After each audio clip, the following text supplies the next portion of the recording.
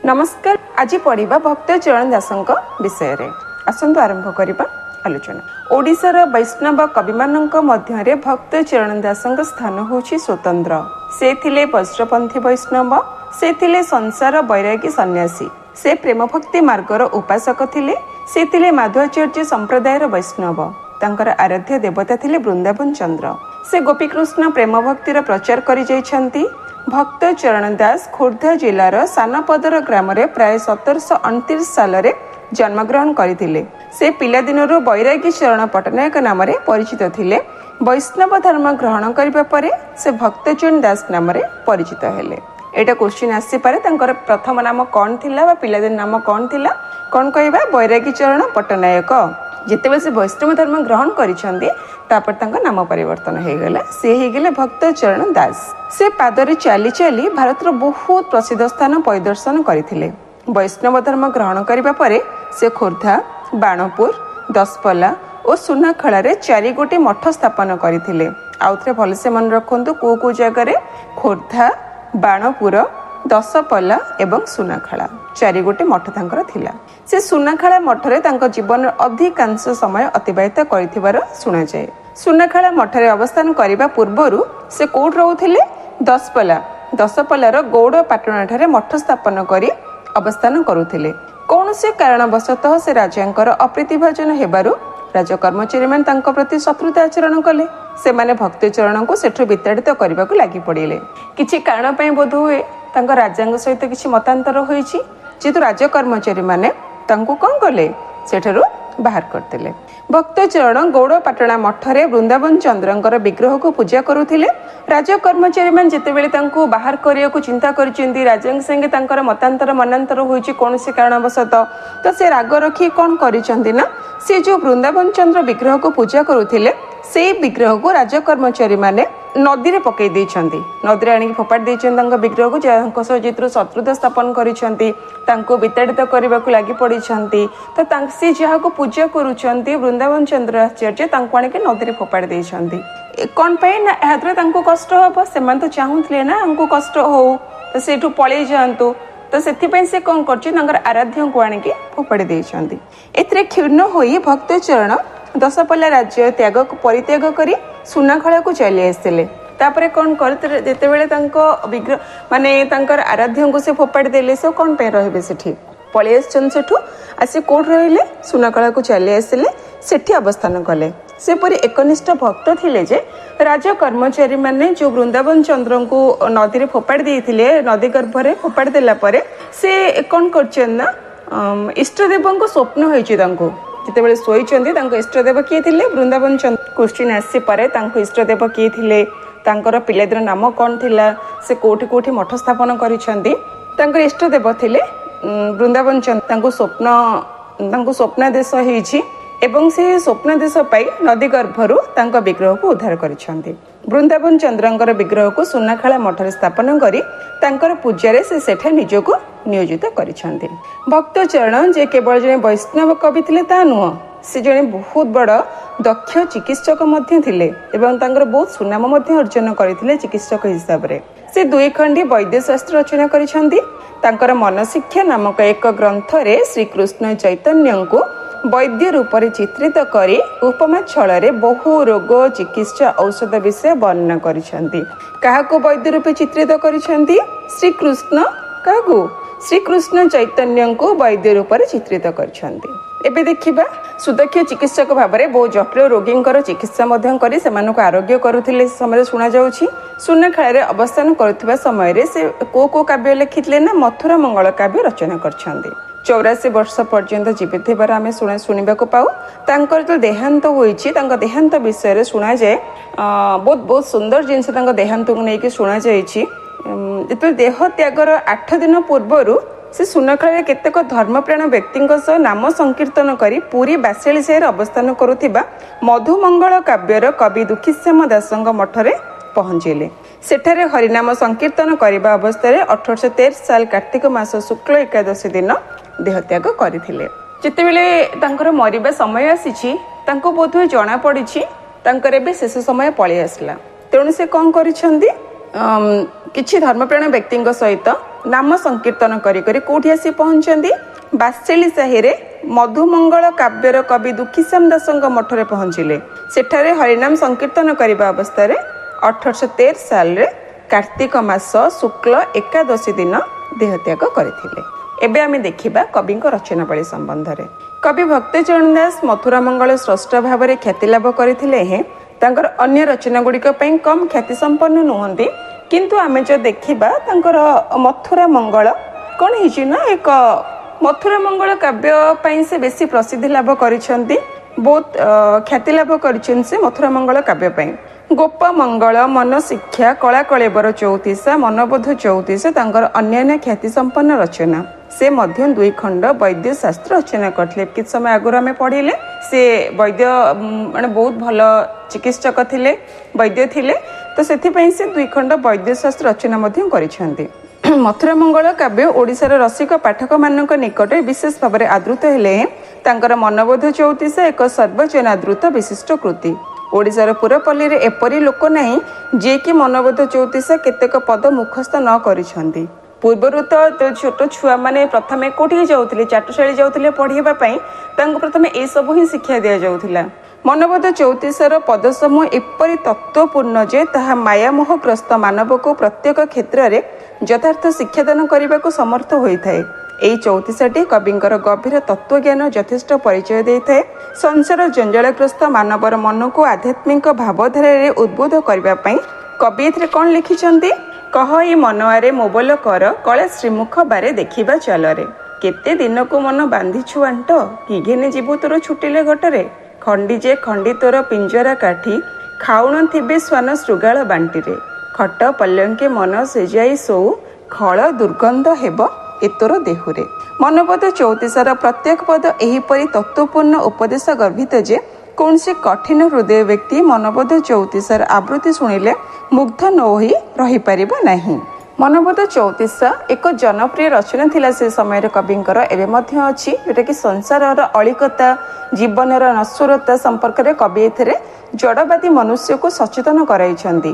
ମୋହମାୟାଗ୍ରସ୍ତ ମଣିଷର ମନକୁ ଏଥିରେ ତତ୍ତ୍ୱପୂର୍ଣ୍ଣ ଉପଦେଶ ମାଧ୍ୟମରେ ଗୋବିନ୍ଦ, ଜଗନ୍ନାଥ, ଶ୍ରୀଗୁରୁଙ୍କ ଆଶ୍ରୟ ନେବା ନିମନ୍ତେ କବି ଉପଦେଶ ଦେଇଛନ୍ତି।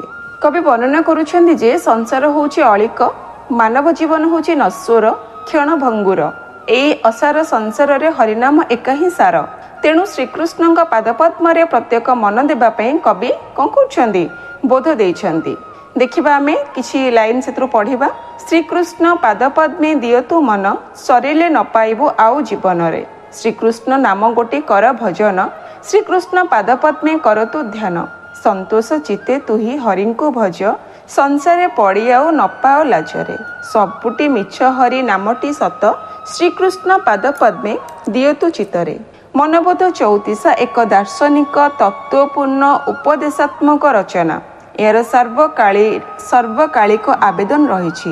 ଓଡ଼ିଆ ଚଉତିଶାମାନଙ୍କ ମଧ୍ୟରେ ଏହାର ସ୍ଥାନ ସ୍ୱତନ୍ତ୍ର।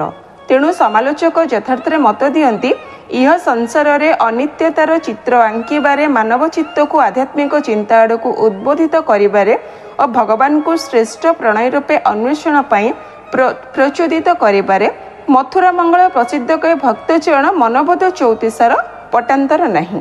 ଓଡ଼ିଆ ଭାଷାର ଶତ ଶତ ଚଉତିଶା ମଧ୍ୟରେ ଏହି ମନବୋଧ ଚଉତିଶା ସବୁଠାରୁ ଜନପ୍ରିୟ।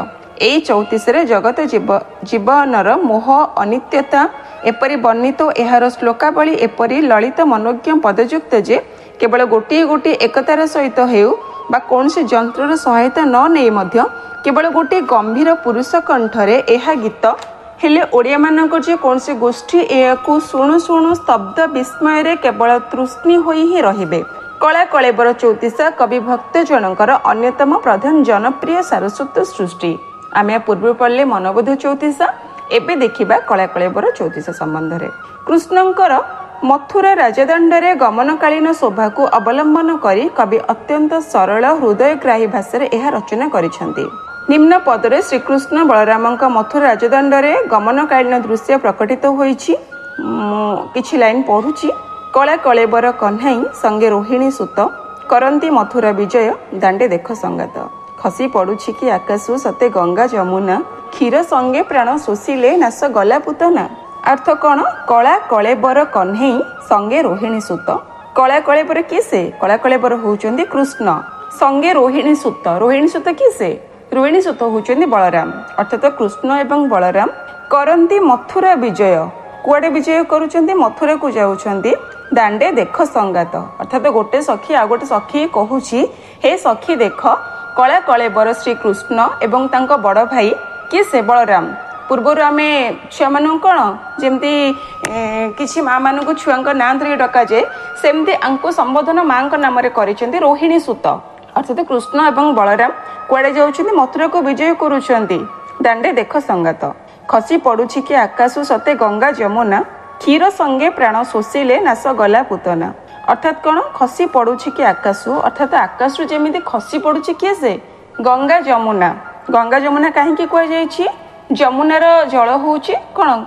काली जल जमुनार जल एवं एठारे कृष्ण को जमुनार जल एवं बलराम को गंगा सहित तुलना करा गंगा होउछन कि से बलराम जमुना होउछन कृष्ण तो एठी गोटे सखी आ गोटे सखी को कहूची खसी पड़ुछि कि आकाशु एमती लगुची दुई भाई दांडरे गला बेले जेपरी आकाश गंगा जमुना खसी आसुछन तळकू क्षीर संगे प्राण शोषिले नाश गला पूतना क्षीर संगे प्राण किए शोषिथिले कृष्ण शोषिथिले एठी कहउचंदी क्षीर संगे प्राण शोषिले नाश गला पूतना ए छुआटी जो आसुची किए से ना कन्हई कला कलेबर कन्हई ये कौन करथिला जेतेबेले पूतना आसीथिला को मारिबा पई स्तन्यपान करे ए छुआटी क्षीर संगे ता प्राण को मध्य शोषि नैथिला दांडे जेतेबेले जाउछंदी माने दुई सखी बा साई पड़सा कथबार्ता हो देख से पिलाटी जाउछि केमती ठीक जने जन को कहउछि देख दांडे कृष्ण बलराम जाउछंदी कुआडे जाउछंदी मथुरा जाउछंदी केमिति लागुछि गले बेले जेपरि आकाश गंगा जमुना खसी आसुछि एवं एई जो पिलाटी जाउनी कला कलेबर कन्हई ए पिलाटा पर पूतना प्राण शोषिथिला केमती शोषिथिला क्षीर संगे प्राण शोषि नैथिला ए छुआटी कवि कृष्णचंद्रंकर बेश परिपाटी सौंदर्य को वर्णना करबाकू जाय लिखिछंती टोपी टोपी करी चंदन मंडी छंती की सजे टिकी बारे जहाँ मथुरा दांडे गोविंद विजे ढली ढली कृष्ण नाचंती भंगी देख मितणी ढालती कि रूपे डोला को केउ छटके आनी अलकारे सबु काईच मंडी छंती रंगरे अणहेला पाउ थिबे गो नंद गौड़ घरे तिलक उपरे कस्तूरी गोर चना खंजिछि तेरे छेई चाहि देबारु तरलाई देउछि केते सुंदर पदना अच्छा कृष्णଙ୍କର मनभुलाणिया रूपश्री पागलिनी होई मथुरा नगर नारीगण तांको प्रेम बंधन रे आबद्ध करबाको मनस्थ करिसेंती किए बा नाही जे कृष्ण को प्रेम न करिसेंती सेमानकर इच्छा निम्न पदरे प्रतिपादित हेउछि लाज भय तेजी करिले कृष्ण संगे पिरती लाभ हेउथिब आंभर हसुथिबा गो नीति कला कलेबर 34 एक रसमय रचना इथरे कविंकर कवित्व पद संयोजन और वर्णना चतुरी प्रणिधान योग्य अटे यह व्यतीत कविंकर अन्य एक क्षुद्र रचना अच्छी मन शिक्षा एथिरे कवि श्री चैतन्य को कल्पद्रुम रूप में प्रेम भक्ति को से वृक्ष फल रूप में वर्णना करिसेंती एक तत्व संबलित रचना होइथिबारु एथिरे कवित्व प्रतिहत होला परी मने हुए एबे देखिबा कविंकर मथुरा मंगल विषय रे किछि आलोचना करिबा आमे मथुरा मंगल काव्य रे 30 गोटी छांद रहिछि ए कृष्ण लीला विषयक ग्रंथ एथिरे भगवान श्रीकृष्णଙ୍କର गोपलीला और मथुरा लीला प्रसंग स्थान पाइछि गोपलीला अपेक्षा मथुरा लीलार प्राधान्य महत्व रहिथिबारु काव्यर नाम होछि मथुरा मंगल एवं मथुरा मंगल नामटी यथार्थ मने हुए कवि गोपपंथी वैष्णव होइथिबारु एथिरे गोपी भक्तिर उत्कर्ष प्रतिपादन करिसेंती एहा व्यतीत कंसादी असुर मानकर निधन पाई कृष्णावतार प्रधान कारण थिबारु कवि मथुरा मंगल काव्य रे कंसवध को मुख्य विषय रूपे ग्रहण करिसेंती काव्यर प्रथम छंदरे कवि कंसर अक्रूर को गोपगमनर आदेश देइछंती द्वितीय छंदरे अक्रूरंकर कृष्ण दर्शन तृतीय छंदरे नंदराजन को कंसर पत्र देबा चतुर्थ छंदरे कृष्ण मथुरा गमन करिवे सुनी गोपी मानकर चिंता पंचम छंदरे गोपी मानकर विलाप षष्ठ छंदरे यशोदांकर विलाप सप्तम छंदरे गोपी मानकर कृष्ण भक्ति अष्टम छंदरे कृष्ण गोपी मानकर दशा एवं दशम छंदरे यमुना जलरे अक्रूरंकर देवदर्शन एकादश छंदरे अक्रूरंक मथुरा प्रत्यावर्तन एवं कंस को संवाद द्वादश छंदरे कंसर मंत्रणा त्रयोदश छंदरे कृष्णंकर कंस भवन रे प्रवेश चतुर्दश छंदरे कृष्ण दर्शन रे मथुरा रमणी मानकर अवस्था ଓ ପଞ୍ଚଦଶ ଛାନ୍ଦରେ ରଜକର ଦଣ୍ଡ ଏବଂ ଗନ୍ତାୟିତ ମାଳିର ଭକ୍ତି ପ୍ରବୃତ୍ତି ବିଷୟ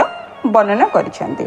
ସେହିପରି ଷୋଡ଼ଶ ଛାନ୍ଦରେ ରାମକୃଷ୍ଣଙ୍କର ପୁଷ୍ପଚନ୍ଦନ ଲାଗି କୁବୁଜର ସୁନ୍ଦରୀତ୍ୱ, ସପ୍ତଦଶ ଛାନ୍ଦରେ ଧନୁର୍ଭଙ୍ଗ, ଅଷ୍ଟାଦଶ ଛାନ୍ଦରେ କଂସ ମଲ୍ଲମାନଙ୍କର ପରାମର୍ଶ, ଊନବିଂଶ ଛାନ୍ଦରେ କଂସର ଶ୍ରୀକୃଷ୍ଣ ନିଧନ ଆୟୋଜନ, ବିଂଶ ଛାନ୍ଦରେ କୃଷ୍ଣ କଂସ ଭେଟକୁ ଯିବାବେଳେ ମଥୁରା ନାରୀମାନଙ୍କର ବିଚାର, ଏକବିଂଶ ଛାନ୍ଦରେ ହସ୍ତୀ ସଙ୍ଗେ ଯୁଦ୍ଧ ଓ ମାହୁନ୍ତର ନିଧନ, ମଲ୍ଲଙ୍କ ସଙ୍ଗେ ଯୁଦ୍ଧାରମ୍ଭ, ଦ୍ୱାବିଂଶ ଛାନ୍ଦରେ ମଲ୍ଲଗଣ ଓ କଂସରାଜର ନିଧନ, ତ୍ରୟୋବିଂଶ ଛାନ୍ଦରେ ରାଣୀମାନଙ୍କର ଶୋକ, ଚତୁର୍ବିଂଶ ଛାନ୍ଦରେ ଉଦ୍ଧବଙ୍କ ଗୋପଗମନ ଗୋପୀମାନଙ୍କ ସଙ୍ଗେ କଥୋପକଥନ, ପଞ୍ଚବିଂଶ ଛାନ୍ଦରେ ଉଦ୍ଧବ ଯଶୋଦାଙ୍କର କଥୋପକଥନ ଏବଂ ଗୋପୀଙ୍କ ପ୍ରବେଶ, ଷଡ଼ବିଂଶ ଛାନ୍ଦରେ ଉଦ୍ଧବ ଦର୍ଶନ ଗୋପୀଙ୍କ ବିଚାର ଓ ତାଙ୍କଠାରୁ କୃଷ୍ଣ କଥା ଶ୍ରବଣ, ସପ୍ତବିଂଶ ଛାନ୍ଦରେ ଉଦ୍ଧବ ଗୋପୀମାନଙ୍କର କଥୋପକଥନ ଏବଂ ଗୋପୀଙ୍କ ପ୍ରବେଶ, ଷଡ଼ବିଂଶ ଛାନ୍ଦରେ ଅଷ୍ଟାବିଂଶ ଛାନ୍ଦରେ ଶ୍ରୀକୃଷ୍ଣଙ୍କ ପତ୍ର, ଊନବିଂଶ ଛାନ୍ଦରେ ଗୋପୀମାନଙ୍କର ଚିଟାଉ ଏବଂ ଶେଷ ଛାନ୍ଦରେ କୃଷ୍ଣଙ୍କ ଆଗେ ଉଦ୍ଧବଙ୍କ ଗୋପ ସମ୍ବାଦ ବର୍ଣ୍ଣନା ଆଦି ବିଷୟ